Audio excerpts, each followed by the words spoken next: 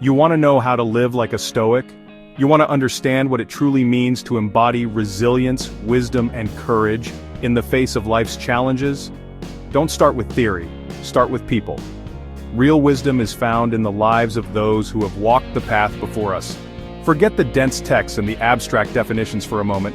Philosophy is not just something you read, it's something you live, breathe, and practice every single day. Philosophy isn't found in a library, it's forged in the arena of life, in the choices made under fire, in the quiet resolve of a soul tested by adversity. It's in the moments when you stand alone, facing hardship, and choose to act with integrity. The men we're going to talk about weren't just thinkers who pontificated from a comfortable chair. They were doers, leaders, and survivors.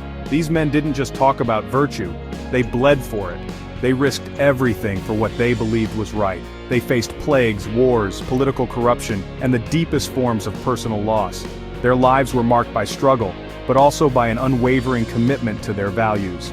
Their lives were the proving ground for their principles. Every scar, every hardship, was a lesson in resilience. Stoicism isn't just a philosophy, it's a way of life. It's a daily practice, a discipline that shapes how you respond to the world. And it's best understood by watching how it was lived. The lessons are in the actions, not just the words. It's about seeing the emperor who chose duty over comfort, the slave who found freedom in his own mind, the politician who would rather die than compromise his integrity. These are the stories that inspire us to be better. It's about seeing a psychiatrist survive the hell of a concentration camp by finding meaning in his suffering, and a modern warrior lead his men through the chaos of battle with unshakable calm. Their examples show us what's possible, even in the darkest times. Their stories are not just history, they are a roadmap for us. They light the way forward when we feel lost. Today we look at 5 Stoic role models, ancient and modern, who turned pain into principle and suffering into strength.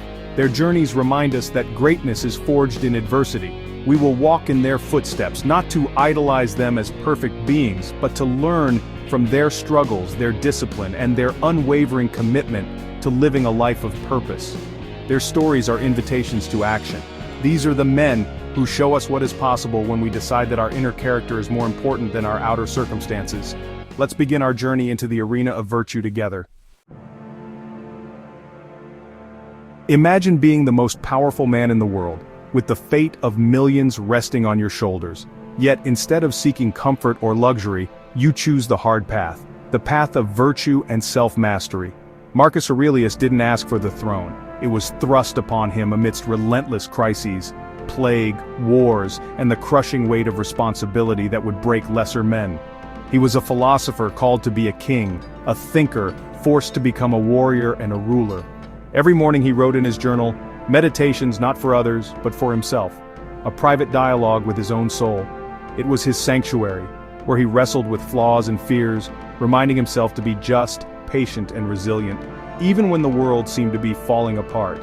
He saw corrupt politicians and ungrateful citizens not as enemies, but as opportunities to practice patience and compassion. His core practice, you have power over your mind, not outside events. This was the foundation of his strength. Realize this, and you will find strength that cannot be shaken by the storms of life. He couldn't stop the plague or control others, but he could control his response, his attitude, his actions, his example. He met crisis with courage, betrayal with integrity, chaos with calm, always striving to be the best version of himself. Marcus teaches us to focus on what we can control, our thoughts, our judgments, our actions, no matter what happens around us. The external world is unpredictable, but your inner citadel, your mind, can remain unconquered if you guard it well. The Emperor of Rome reminding himself daily to be tolerant, grateful, and humble, even at the height of power. True power wasn't commanding legions, but commanding oneself, mastery over ego, anger, and fear. During the Antonine Plague, he stayed in Rome, sold treasures to fund the response, and provided stability when his people needed it most. He did it because it was right, not for glory or recognition, but out of a sense of duty. Marcus Aurelius wasn't a god. He was a man who chose every day to be governed by principle and wisdom. He chose to write in the dark, searching for clarity, so he could be a light for his people in troubled times. For us today, the lesson is clear. Your title, position, or wealth matter far less than your inner character and how you respond to adversity. Do you have a practice for managing your mind, for reflecting on your actions and thoughts each day. Focus on what you can control and accept what you cannot, letting go of the rest with grace. Meet your obligations with diligence and duty, no matter how small or great they may seem. Marcus Aurelius shows us where true strength and freedom are found, in mastering ourselves and living by principle, even when the world is in turmoil. From emperor to slave, Epictetus was born into bondage, a world where his fate seemed sealed by chains and circumstance. Yet against all odds he became a great teacher of freedom, inspiring generations to come. His leg was broken by a cruel master, leaving him lame for life, a physical reminder of suffering he endured. He owned nothing, had no rights, yet understood that true freedom is a state of mind, not a matter of possessions or status. After gaining his freedom, he became a renowned Stoic teacher, respected for his wisdom and resilience. He taught the dichotomy of control. Some things are up to us, some are not. This simple idea can transform how we live. Focus on what is up to you, your opinions, intentions, and desires. These are the things you can truly shape. Accept what is not with serene indifference, letting go of what you cannot change and finding peace within. His famous teaching, "It's not what happens to you, but how you react that matters," remains timeless. Two people can face the same event. One is crushed, the other sees it as a challenge and grows stronger. The event itself is neutral, our judgment gives it power, shaping our experience for better or worse. Epictetus chose not to be bitter, not to see himself as a victim, but as a student of life's lessons. He cultivated his mind, studied philosophy, and became a man of profound inner strength and clarity. He taught students they were like actors in a play, assigned roles by the divine playwright, each with a unique part. Your job is to play your part with skill and dignity, no matter how small or grand it may seem. This is a radical call to personal responsibility, a challenge to rise above blame and excuses. We can no longer blame others for our unhappiness, nor let circumstances dictate our peace of mind. Your mind is your kingdom. Rule it well, for it is the only domain you truly possess. Attach happiness to your will and character, not to external things that can be taken away in an instant. Epictetus showed that philosophy is a lifeline for those in the depths, a guide through suffering and adversity. He demonstrated that even the lowest man could achieve tranquility and freedom of spirit. When you feel trapped, remember the bars of your prison are forged in your mind, not by the world outside. You hold the key. Resolve to be the master of your soul, and you will find true freedom, no matter your circumstances. Cato the Younger represents Stoic integrity, famously incorruptible and unbending in principles. In an age of corruption, Cato was a rock, living an austere life to remind himself and others of true worth. He was known for blunt honesty, refusing to flatter or engage in political games. He was a living conscience for a dying republic. During the civil war between Pompey and Caesar, Cato sided with the republic. After Caesar's victory, Cato was offered a pardon but refused, seeing it as a compromise. He chose death over a life without liberty and principle. His death was a profound political statement, denying Caesar his ultimate victory. Cato became a martyr for the republic, a symbol of resistance. We face smaller Catonian choices daily. Speak up when wrong, refuse to cut corners, hold to higher standards. Integrity has a cost, but a life without it costs self-respect. Cato reminds us that justice, truth, and honor are non-negotiable. Build your house on that rock, remain standing, unbreakable.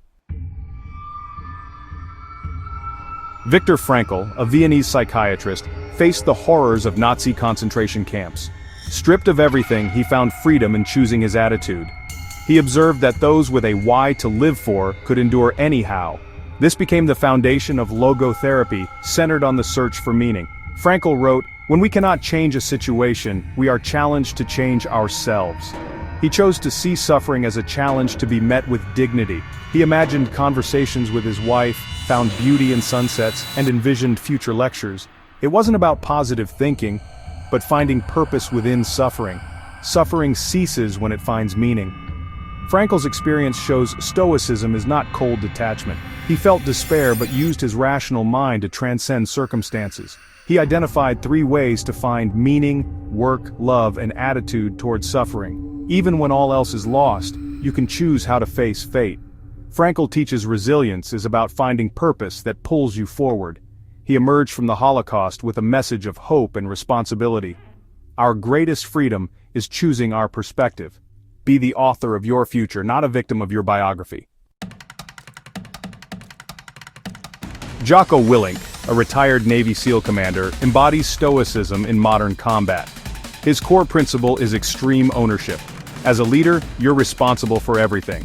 This is the Stoic dichotomy of control applied to leadership. You can't control the enemy, but you can control your response. Discipline equals freedom. The disciplined person does the hard work, gaining freedom to perform. Jocko teaches that calm is contagious. A calm leader spreads focus and effectiveness. He practices detachment, step back, look at problems objectively, and solve them. His response to setbacks is simple. Good. It's an active reframing, finding opportunity in any situation. Jocko translates ancient ideas into practical, actionable language. Wake up early, work out, take ownership, stay calm, solve problems.